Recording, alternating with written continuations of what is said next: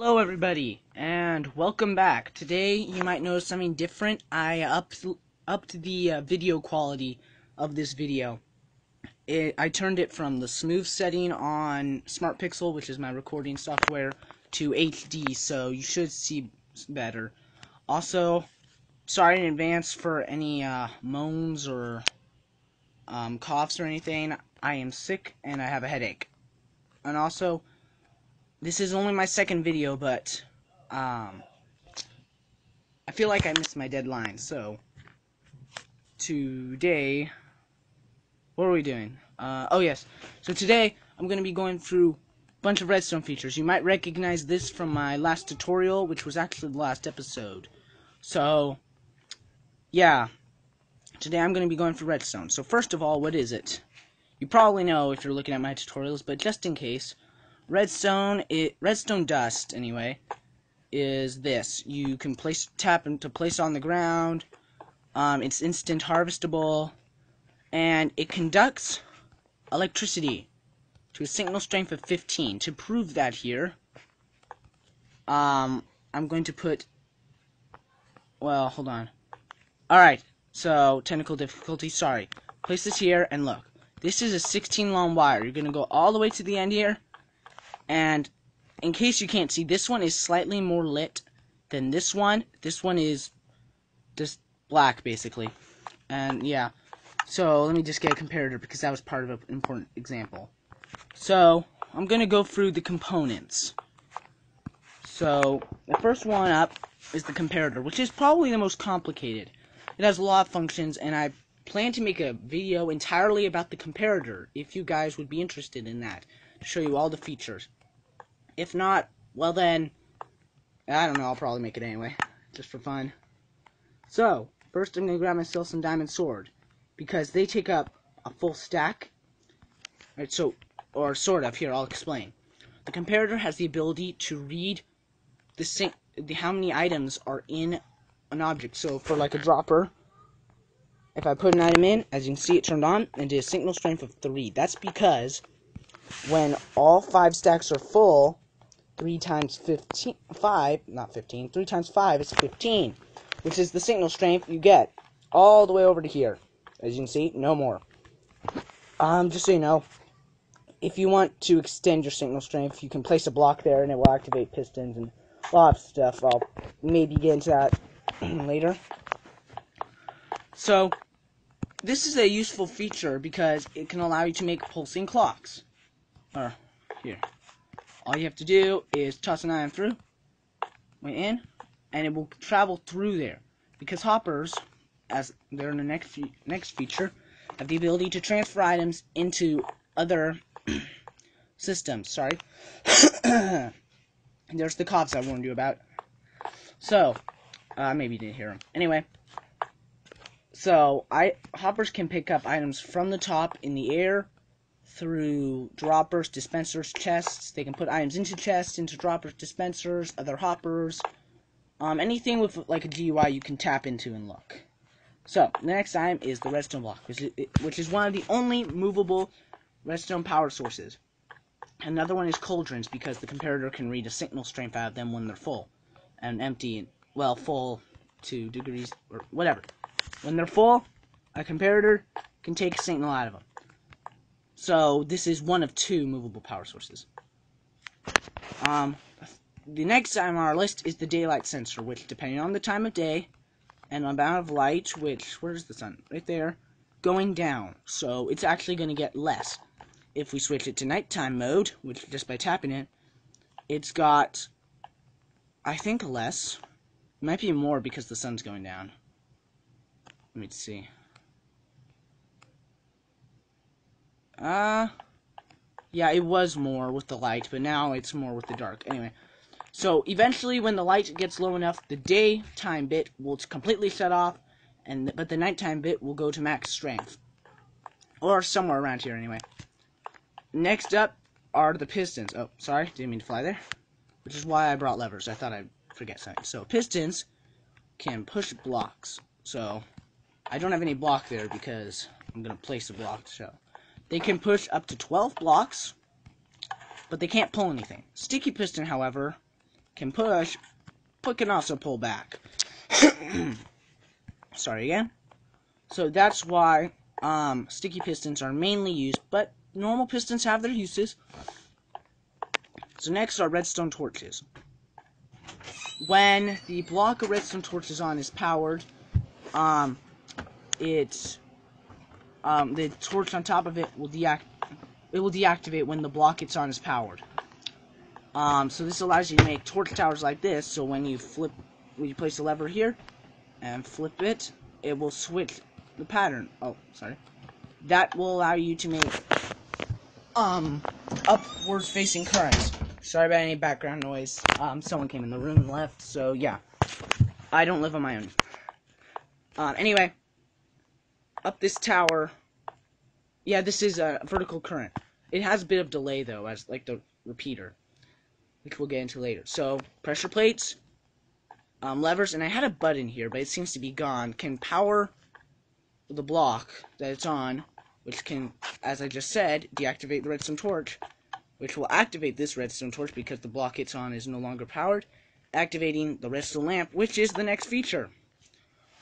When they get redstone signal, they can be powered. Okay, so next is repeaters. As I just mentioned, they have delay. See? Did you see the order in which they turn on? It's because this one's on 1, this one's on 2, this one's on 3, and this one's on 4. That stands for the amount of redstone ticks. So, this one should shut off first. Yep, and on first, and off first. Next is dispensers. When a dispenser is activated, it can fire arrows and equip armor, as you can see. Well, I guess there's no proof of that because I didn't show you ahead of time, but trust me, it can put on armor. Test it yourself if you don't believe me. Droppers, well, they do as the name implies. They just drop the armor. Which, once again, that wasn't a good example, but trust me. I'll have to activate this. They drop all items. Dispenser can place lava, water, sorry, fire arrows, put on armor, and, yeah, and spawn mobs. I think you know what I was gonna do. Get in there. Get in. Oh, well. Oh, no, he didn't go in. Alright, so now we're going to demonstrate the rail types. Power rail, detector rails, activator rails, and rails. Rails have no redstone feature, but as you can see, this guy is on a normal rail. Yeah, I think it's normal rail. And nothing happens. But I can push him. And when a powered rail is deactivated, it just stops the minecart. But if it's activated, trust me, my laugh doesn't normally sound like that because I'm sick, as I mentioned. So now, what detector rails do is they detect signals. So as you can see, when this goes over, oh, the baby pig grew up. Oh, well, okay then. Huh. Alright. Anyway, when you activate this, it'll send there. It sent off a redstone signal, as you can see. And why did it not turn off? What? That's a bug. That's supposed to be off. And the activator rails ejected the baby pig. So now he's over here. Yeah. See, I have a conscience. I ejected him from the lava. I didn't even put him in harm's way. So, yeah, yes, so as I was saying, yeah, you didn't see anything. Alright, so underneath here, we've got a minecart with hopper, as it says. When we drop, by the way, it's on normal rails. When we drop items onto the floor above it, it will actually pick them up from the block. Now, I'm just going to mention this real quick. I don't have the time to set up a display for it because, as I mentioned earlier, I'm late for this video's release. So, anyway, when it passes over an activated activator rail, so this one right here, this one, as we just mentioned, it will lock it. and then it will not be able to pick up items above. And then when it passes over a deactivated one, it will unlock. So that makes it so that if you have long strips of things that need to be collected, but then there's one area where you don't want it to collect something for some reason, you can lock it, and then after it gets past, unlock it so it will pick up supplies. Keep in mind though, if you do that, you can't just have it hit a powered rail and a block and then come back, because it won't be locked, and then it will get locked after it picks up the items you didn't want it to pick up. So keep that in mind. Next feature is one that I basically never see used. I don't think I ever have seen it used. But it is the locked repeater. See, if I turn this off, it's still there. You can even set delay to this thing. Look at it. Lag, sorry. You can even set delay to this thing. So, all this means, though, is that when this is deactivated, as I will prove, well, now, when it's deactivated, it won't stop sending out power, as long as it's got a repeater powering it through its side. If you have a lever there, and you try to power a locked, unpowered repeater, nothing will happen. And then you can do that. Lock it like that. I don't know what you'd use this for. As I said, I don't think I've ever seen it used. I'll just clean that up.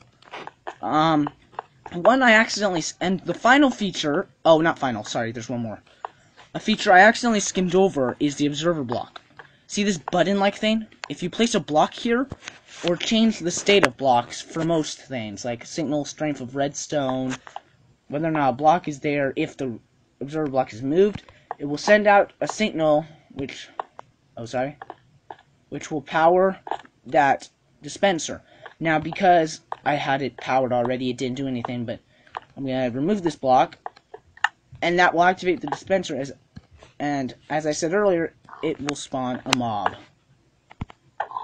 Yeah! Alright, and now, the final feature, alright?